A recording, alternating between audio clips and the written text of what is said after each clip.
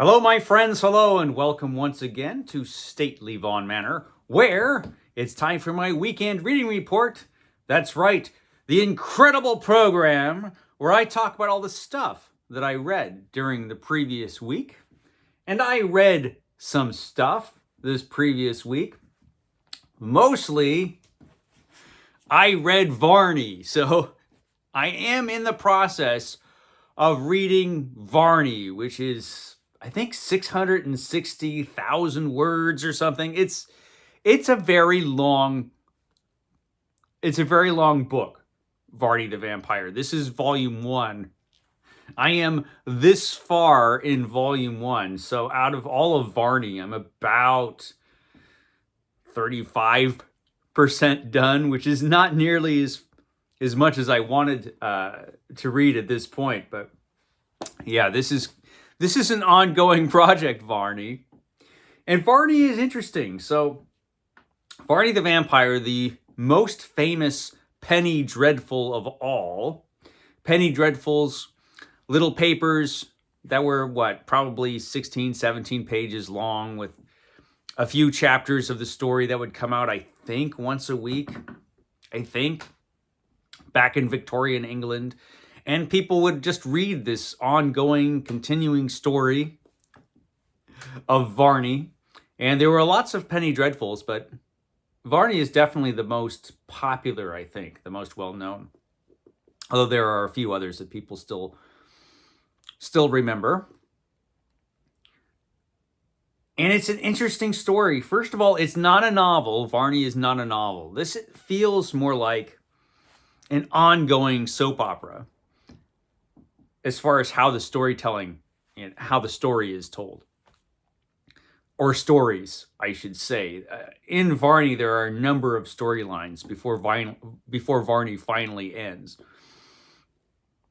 And I'm in the first storyline is still going on at this point, where Vanney is terrorizing the Bannerworths, which the Bannerworths are a formerly wealthy family who live in a big old house. There's Henry and George and Flora, and the whole story opens with Vanney the Vampire's terrifying attack on Flora Bannerworth. And it's just a great opening. Right there, there's the awesome illustration of Vanney attacking Flora. And that's how the story begins. In the middle of a storm, Vanney the Vampire attacks Flora. And he continues to terrorize the Bannerworth family for some mysterious reason. Eventually, it is discovered that Vanney is actually their neighbor. He lives in a house fairly close to the Bannerworths. He is Sir Francis Vanney. He looks just like an old relative of theirs. There's a painting on the wall of this apartment, of this room where Flora was originally attacked. And the painting is of an old relative, an ancestor, who looks just like Vanney. Why? At this point in the story, we still don't know. And in fact, at this point of the story, we don't know if Vanney is an actual vampire or if he's just some shifty character who's pretending to be a vampire. Of course, we know he's actually a vampire. Eventually, it is established in the story that he is really a vampire.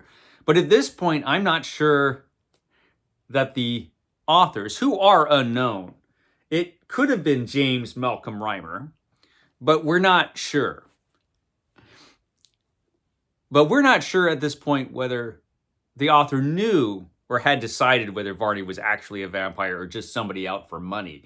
Because what has become clear at this point in the story is that there's a treasure hidden somewhere in Bannerworth Hall. And that is what Vanney obviously is after. But at this point in the story, it has become known that Vanney is a vampire because the Bannerworths servants have talked, and a friend of the Bannerworths, Dr. Chillingworth, his wife has spread gossip around town about Varney. And so an angry mob has burned down Varney's house at this point in the story. And a lot of stuff has been going on in this story. There have been multiple duels. Varney is challenged all the time to a duel.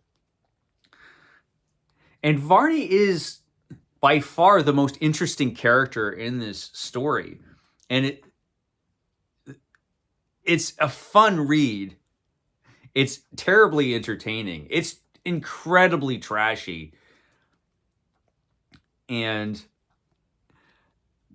Varney is just a great character, and he becomes more interesting all the time.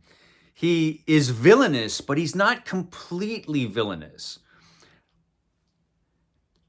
He shows mercy at times. He does seem to have a definite streak of humanity in him.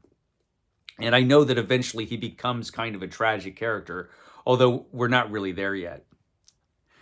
And at the point I'm at now, the angry villagers, this seems to be, I don't know if it's the origin of the idea of angry villagers attacking monsters, which we saw so often in the Universal horror movies, but this is certainly an early example of angry villagers attacking a monster and burning down their house or castle or whatever, which is exactly what happened. And now the angry villagers have decided to burn down Bannerworth Hall. Why? Since Bannerworths were actually the victims of this vampire? Who knows? But they're charging forward to burn down Bannerworth Hall because they're just a stupid, angry mob. And it's fascinating fun. It does have its peculiarities just because of the type of thing it is, being a Penny Dreadful. First of all, they love to stretch things out, apparently, in these Penny Dreadfuls. I mean, it takes forever for certain plot threads to reach resolution. I mean, you can tell they're really stretching things out. Like if a character, for example, sits down to read a story, you will actually read the story along with the character. They add these little short stories throughout the text just to pad the story and just keep it going. And they kept this one going, Varney, for a long, long time. So yeah, it's been fun. But I'm at this point in the month where, what is the date? Is it the 20th? Yeah, it's the 20th. So I had to actually set Varney down at a cliffhanger because, like I said, the angry mob are approaching Bannerworth Hall to burn it down. And I had to pick this up, Sheraton Le Fanu's In a Glass Darkly, because this I have to read this month for Roger's Cheap Old Book Club. This is the choice for Roger's Cheap Old Book Club this month, In a Glass Darkly, which is a collection of 6 short stories written by Le Fanu, who is considered one of the classic ghost story writers. The most famous story in here is Carmilla, the vampire story, which had a great influence on Dracula. It's still widely read today, Carmilla, but I don't know that any of the other stories in this volume are. All of these stories have a framing device in that they are all cases of Dr. Hyselius, who is a kind of occult detective, a kind of one, which is appropriate for Occult Detective October, which is going on right now. A great reading event that's happening in BookTube. And this character seems to be a kind of occult detective. And these are all cases that he either investigated or knew something about. And I just started it. I've got my Boston parking ticket as my bookmark in this book. So I will tell you a lot more about this book next week. I probably will finish it this week. I'm going to try to read a lot of it this weekend so that I can return to Varney. Because, I've got to finish this book someday. But I've set Vardy down. I'm currently reading this. I'm also reading some other things. Of course, I'm reading the Fantastic Four because I'm reading every issue of the Fantastic Four every issue of the Fantastic Four from the original run of the Fantastic Four, which ran from 1961 to 1996.